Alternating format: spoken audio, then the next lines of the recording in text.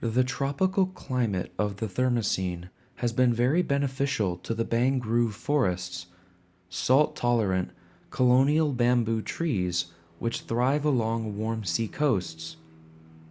Formerly restricted to the shores of a small band of warm, shallow waters near the equator, they now have a global distribution. Over the eons, some have become further adapted to life in the sea and lost their tether to the shore completely. The trunk-forming nature of their rhizomes has diminished, for it is no longer necessary for the plant's survival. The rhizome reverting to a more primitive form which creeps along shallow seabeds and sends down roots to secure a hold in the sand or mud. This tether, numerous thin and flexible shoots are produced which grow upward toward the surface in thick tangles.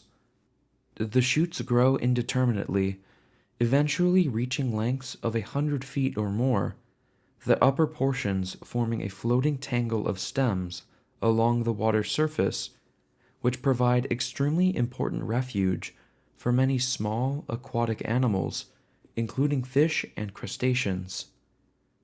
The stalks are thin, sometimes no fatter than a pencil, but are highly bendable and difficult to snap outright even in the most turbulent conditions, for they are very low in the lignin which lends strength and rigidity to the stalks of most of its relatives. These new seagoing bamboo are totally aquatic. They respire underwater with long, strap-like but paper-thin leaves which absorb carbon dioxide directly out of the water column and produce bubbles of pure oxygen in return. Though the majority of growth is now vegetative, sea bamboos still flower. Their flowers are small and not very conspicuous, being borne near the stem at the junction where the leaf attaches to the stalk. They are self-fertile, able to produce seed without pollination from another plant, necessary since many colonies may be made up almost entirely of a single genetically identical individual, but are also pollinated by the currents, which spread their genetic material across the sea, and to some extent the actions of small shrimp and copepods which feed on their pollen, inadvertently transferring some to other flower panicles as they do so, almost like underwater honeybees. Like their shore-growing ancestors, aquatic bamboo shelter their large seeds singly in very long pods, sometimes weighing several pounds and growing as long as a baseball bat.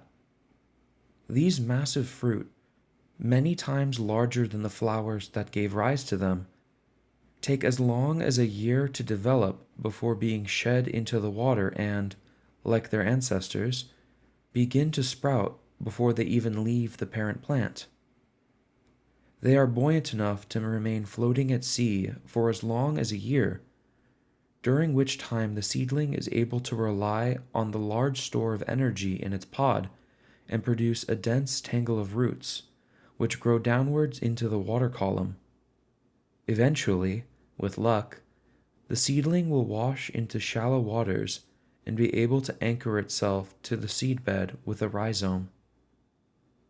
If it doesn't, however, this is little problem. The rhizome of the sea bamboo will no longer serve much purpose except as an anchor, and it is the stems which absorb most nourishment from the water column. Thus, a seedling can survive and grow a dense colony of leafy stems and roots entirely suspended in open water, forming an isolated, floating microhabitat until it eventually washes into shallower waters and is able to gain a hold on the seabed. Such small, entirely free-floating colonies are frequently seen hundreds of miles out to sea, where they again provide vital shelter to young fishes and small aquatic animals. Though most colonies eventually anchor when they wash into coastal environments, some may spend many years floating and become quite large, almost akin to a buoyant reef full of life in an otherwise seemingly barren pelagic zone. Sea bamboo are not only important to the survival of small marine animals. Many large marine animals feed upon their foliage, such as pelicanaries and gigaducks, and the plant's large seed pods are rich in sugar and fat, attracting many opportunistic animals that otherwise would be considered carnivores.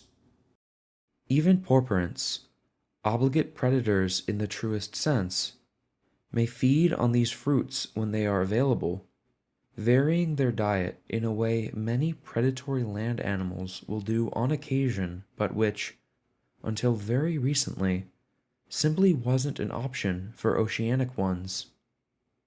That was, of course, until the evolution of the world's first truly aquatic fruit. Because sea bamboo gains no benefit from animals consuming its seeds, however, as some land-growing kin do, most attempt to deter predation by coating the edible flesh of the fruit with a thick, bitter-tasting peel. A group of ants has followed the sea bamboo into the ocean. Descended from the mangrove ants which sheltered from the rising tides in hollow nodules produced by their host plants, they too are completely aquatic, though they have not lost the need for atmospheric oxygen like their host plants and still require air to breathe. They have solved this need to breathe in a most novel way, however, which can allow the insects to stay underwater for weeks at a time. Their thorax and abdomen are covered in a dense layer of hair, actually setae.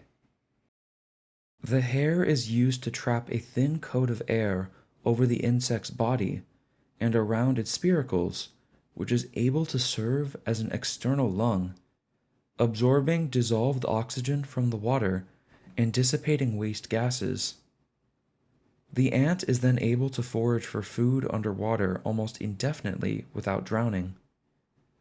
To rear their larvae, the ants chew and stitch together a bamboo leaf into a half-closed tent-like structure, open only from below, which they then fill with air carried from the surface in their hair.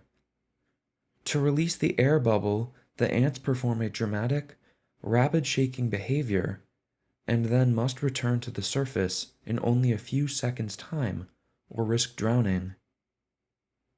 Though the ants normally spend their time crawling along submerged plant growth, they are capable of swimming in times of urgency, such as these, and propel themselves with kicks of their hind legs, which are flattened along their length into paddles.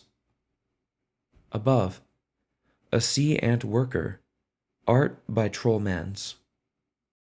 Once a nest is established, the workers reveal something about themselves which differentiates them from most other colonial ants. There is not a single queen in this colony cared for by sterile workers.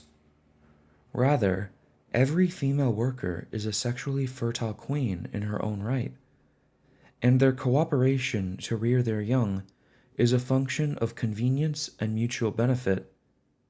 They are social, but not eusocial.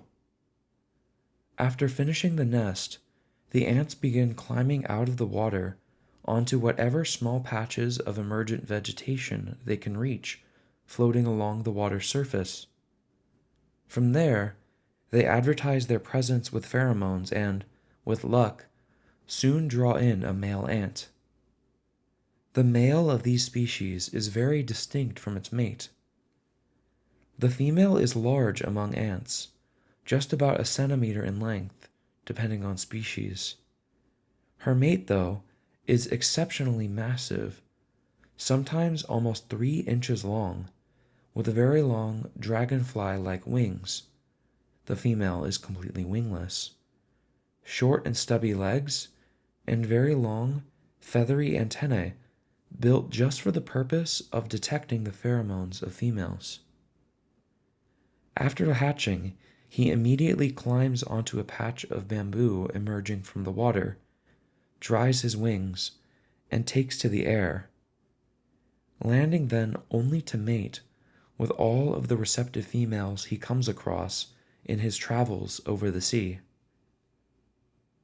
Because he is such a powerful flyer and lives for several months, he may travel hundreds of miles before he finally exhausts himself and drops into the sea for the first and last time, ensuring that even the most isolated ant colonies remain genetically diverse. After mating, the females return to their sheltered nest underwater and deposit their eggs on the walls of their air-filled leaf chamber.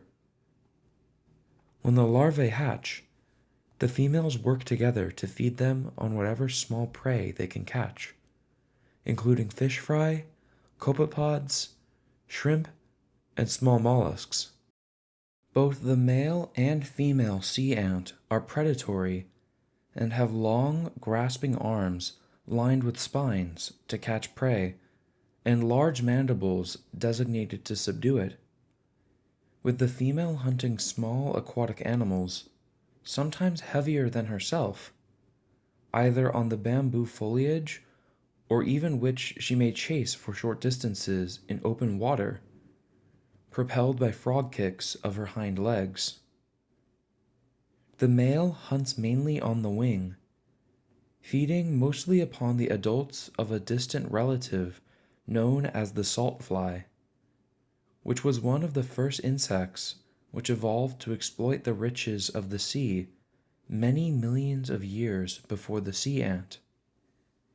These small, winged insects are technically ants as well, though their ancestry is dramatically different and their appearance much more like that of a gnat or small fly. No longer colonial at all, their larvae are entirely aquatic and develop in water, like those of an earth mosquito, breathing through a tube on their rear ends and sitting upside down in the water, where they reach out and grab any passing organic particles they come across. The ancestors of the salt flies evolved in freshwater environments, like mosquitoes, but moved into the oceans around 50 million years ago and are now found globally, their larvae now forming a significant percentage of the plankton on Serina. Adult salt flies live for only a few days and do not feed, but thanks to the widespread tropical climate of the Thermocene, have no set breeding season, and thus some breeding adults can be found flying over the sea at any time of the year in many regions, ensuring a rich supply of food for hungry male sea ants who need to restore their energy reserves before getting back to business spreading their genes. Catching his prey in his short but sharp claws, he feeds on the wing. Meanwhile, back in the nest, the mated female ants will have now laid their eggs and will soon be carting prey back to the nest to feed the ravenous young. As many as 50 eggs may be laid in a single nest, though usually 20 is the norm. Of these, the majority will hatch into females, and a small number of male larvae which are produced are immediately recognized by their mothers due to a difference in their scent. Initially, they will feed them all, but as they grow, she will abandon all but the most vigorous and allow the others to starve, for reasons that will be clear later on. The chosen male, however, is then treated like royalty, given priority at mealtimes, even over his sisters, because he must grow far larger than they, who can get by on much smaller portions. The female larvae pupate and emerge as adult ants, while their brother is still little more than a constantly hungry grub, which his mother and aunts continuously bring food to for many weeks, until he outweighs them by more than 20 times and takes up almost all of the room in the nest, now demonstrating why the females must thin the herd to only the single most vigorous infant male, lest the nest be overcrowded and possibly torn apart, drowning all the young. To keep his diving bell oxygenated as he gets larger, the mothers and aunts, as well as his mature sisters, now must resume making trips to the surface for fresh air and take away bubbles of that which is saturated in carbon dioxide. Eventually, after several months, the giant baby forms a pupa and, not long after, emerges as an adult ant, which quickly crawls to the surface to dry off and let its wings harden. He takes off within a day, abandoning without a second glance the females which devoted every ounce of their energy to raising him, and is immediately able to hunt and breed on his own from then on.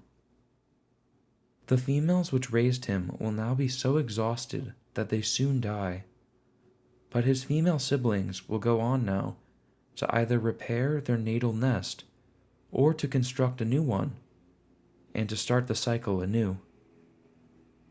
Colonies of sea ants are thus much smaller than most other species, rarely more than 50 and often less, but are still formed by sisters. Perhaps not all from the same mother and father, but raised together in the same nest by a group of females who also were raised together. If two groups of females come into contact, they will fight vigorously, with one either retreating or being overtaken by the other. In the event one colony overtakes another, the winning ants will kill any eggs or female larvae in the loser's nest. However, if a colony produces a nest without any male larvae, they may start war with the neighboring group in an effort to steal theirs and bring it back to their own colony to raise. For though in doing so they will likely exhaust themselves, it seems that, just as in some human cultures, there is a strong drive to rear a son to carry on the family name, or, in this case, the genes. Though many aquatic animals feed occasionally on sea ants, the small colony size of the oceanic species means that there have not evolved any animals adapted specifically to feed on a diet of ants out at sea, as occurs on land.